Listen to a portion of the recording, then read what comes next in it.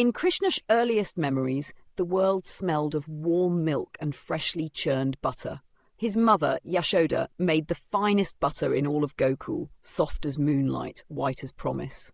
She stored it carefully in clay pots, handies, tucked away in the cool corners of the kitchen. When Krishna was just a toddler, no hiding place was clever enough. He would crawl toward the pots, cheeks puffed with triumph, hands shining with butter before anyone noticed.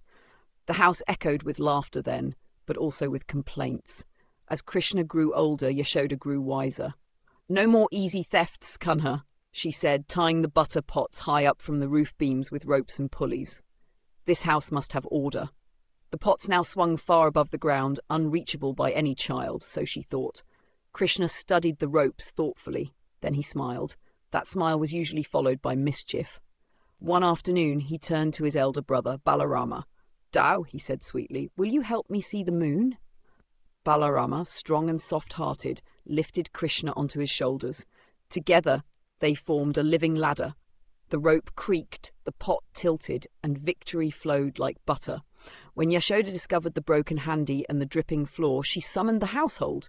"Who did this?" she demanded. Krishna stepped forward, eyes wide with innocence. "Maya?" He said solemnly. The neighbour's cat jumped from the beam. These days, even cats have become thieves. The explanation was far too detailed. Suspicion bloomed. Later, Yashoda called Balaram aside. One look at her face and his resolve melted. The truth spilled out like milk from an overturned pot. Yashoda's anger flared. She chased Krishna with a stick, scolding him soundly, until Nanda rushed in, alarmed by the noise. "Yashoda," he said gently, "just give the boy some butter. He only wants what is already his," she was adamant. "If I close my eyes and let theft happen in my own home, what lesson will he learn? Apne hi gar main chori kare main ankmun kachalun. How is that right?" As punishment, the butter was tied even higher. Krishna was forbidden butter for a whole month. A few days passed. Then came the counterattack. Krishna recruited help, friends from the village, taller pyramids of children, laughter echoing across rooftops. The losses multiplied. Butter vanished, pots shattered, the household economy trembled. Nanda and Yashoda began to argue, discipline versus guidance, rules versus understanding.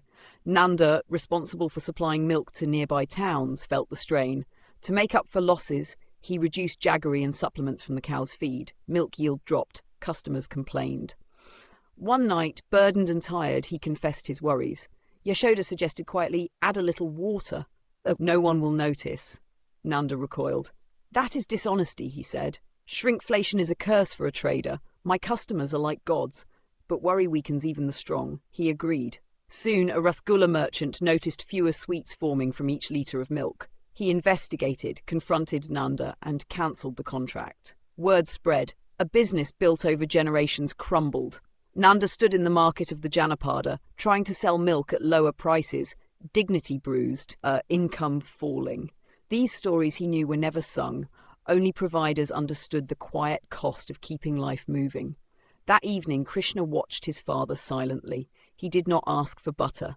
For the first time, the child who stole butter understood something heavier than punishment or freedom, the weight a parent carries so the wheel of survival keeps turning. And Yashoda, watching both husband and child, realized that discipline without compassion can break more than pots. It can crack the very heart of a home. Some lessons even gods learn slowly.